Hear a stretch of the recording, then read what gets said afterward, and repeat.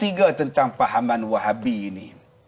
Ya, kita kena lihat ciri-ciri Wahabi ini. Ya.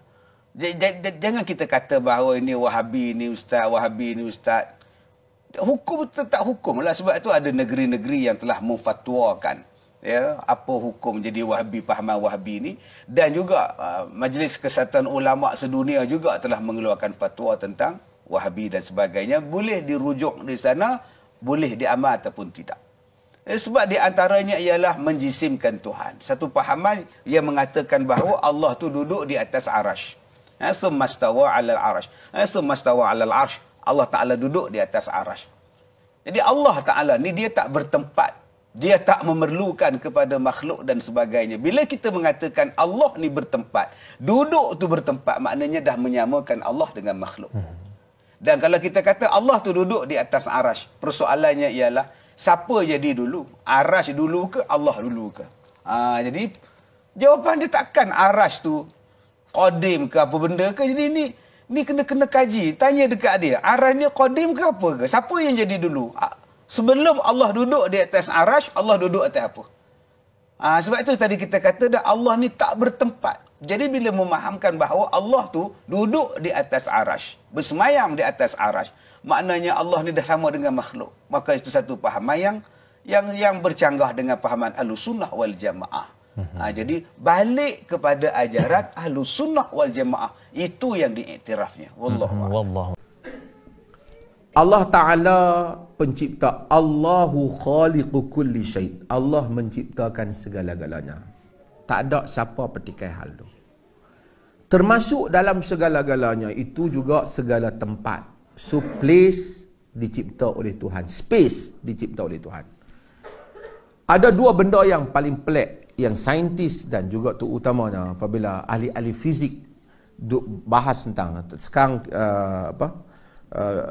tentang sejak dulu memikirkan tentang dua perkara, iaitu tentang space and time.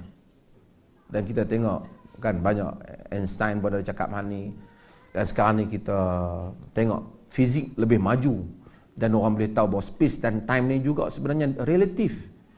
Kan dia tak sama antara satu ruang. Time dia tempat lain tak sama dengan time kita di bumi ni, dan space juga demikian kan. Okey. Space dan time ni satu benda yang paling ajaib pencipta. Siapa pencipta? Allah. Allah tidak memerlukan space. Tentulah pasal dia yang mencipta space. Oleh kerana arash tu space, maka mereka kata tentulah Allah tidak memerlukan arash. No question. Siapa pun tak kata Allah memerlukan arash. Tapi orang kata Allah mencipta arash. Betul. Tapi Allah mengkhabarkan Ar-Rahmanu alal arshi istawa. Dia istiwa atas arash. Bagaimana tak tahulah. Layak dengan kebesaran dia. Adakah dia memerlukan arash? Dia tak memerlukan arash. Dia tak boleh. Bila kata macam tu syirik pasal mengaitkan Allah dengan space. Okey, nak tanya dia. Macam mana dengan orang yang kata kemudian Allah mengutuskan Nabi-Nya Muhammad. Pada bulan Ramadan Allah menurunkan Quran. Mengaitkan Allah kemudian pada bulan selepas itu mengaitkan Allah pada masa. Masa juga ciptaan Tuhan. Kalau tak boleh kaitkan Allah dengan space, tak boleh juga kaitkan Allah dengan time. Kerana itu mengaitkan the essence of God ataupun zat Tuhan dengan makhluk. Tapi kita kata ini adalah semua perbahasan. Kita hanya ikut maksud. Sebab tu para ulama kata Allah lebih tahu dengan maksudnya. Kita tahu perkataan itu saja.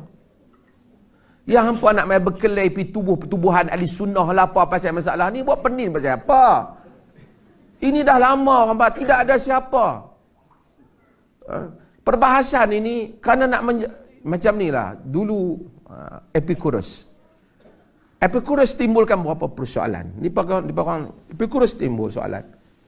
Boleh faham ni tuan? Berapa soalan tentang ni atheist lah dia timbul. Lagi budak-budak atheist dengar habis saya cerita. Dia kata Allah ni mencipta segala-galanya. Ni satu fakta.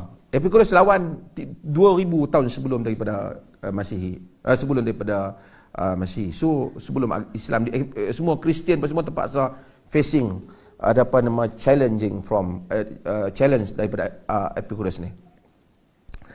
Tuhan ni the absolute creator. Dia pencipta mutlak. Tak ada pencipta. Tuhan ni absolute baik, tak buruk. Tuhan mutlak baik di sisi agama. Mana Tuhan tak boleh jahat. Kejahatan berlaku. So 3 perkara ni dilihat bertentangan. Kata dia, kalaulah sekiranya Tuhan itu tidak mencipta kejahatan, maka dia menafikan Tuhan pencipta yang mutlak segala-galanya. Tapi jika sekiranya Tuhan itu menciptakan kejahatan, dia menafikan pula Tuhan itu kebaikan yang mutlak. Faham tak? Macam mana tuan-tuan jawab? Balik letih kan tu lah. Epicurus kata, ini filosofi. Epicurus kata, Tuhan di sisi agama sangat berkuasa dan berkehendak dan berkuasa. Kejahatan berlaku. Pada kejahatan yang berlaku, jika Tuhan itu baik dan berkuasa. Jika kejahatan itu berlaku tu, kita tengok misalnya, kata tengok orang kena zalim. Orang kena zalim. Kita tengok kesian nak tolong kan? Epicurus kata, kenapa Tuhan tak tolong? Kalau Tuhan itu berkemampuan, tapi dia tak mau tolong, dia bukan Tuhan yang baik. Kalau sekiranya dia itu berkemampuan dan dia nak mau tolong, tentu kejahatan itu tak berlaku. Kan? Tapi kalau sekiranya dia tak sukakan kejahatan, tapi dia tak mampu nak tolong, dia tak layak jadi Tuhan. Faham tak? Ni jawapan ni kuliah akan petang aku jawab. So ini adalah soal bagaimana, kesimpulan, bagaimana manusia melihat perbuatan Tuhan dengan cara dia fikir, dengan apa yang ditakrifkan sebagai baik dan buruk. Perbuatan mati baik atau buruk? Mati, ramai orang nak mati baik. Tapi mati mungkin dianggap buruk. Depends on macam mana hal itu berlaku. Tuhan menciptakan kematian. Untuk elok hal itu, timbulnya mazhab Qadariyah. Dia kata jahat bukan Tuhan cipta. Jahat berlaku sendiri. Tuhan hanya cipta baik.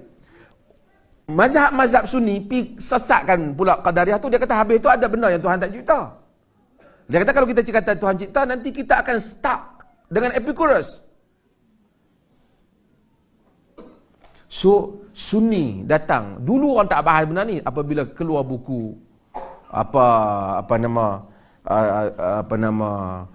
macam-macam sekarang tentang Tuhan dan etis berkembang, buku bahan-bahan ini muncul semula. Ini kena ada satu perbahasan. Bagaimana kita melihat kepada sesuatu subjek. Adakah daripada kacamata kita atau pada sudut alam ni. Budak yang sakit kena injek tu, dia kata doktor jahat. Dia tak? Kan? Tapi kita bawa pergi doktor, dia kata mak jahat buat pergi kat doktor suruh cucuk saya. Dan doktor jahat. Tapi kita kata itu untuk kebaikan. So bagaimana kita melihat hal ini? Dan ini perlukan satu banyaklah, biar tuan-tuan balik fikir dulu.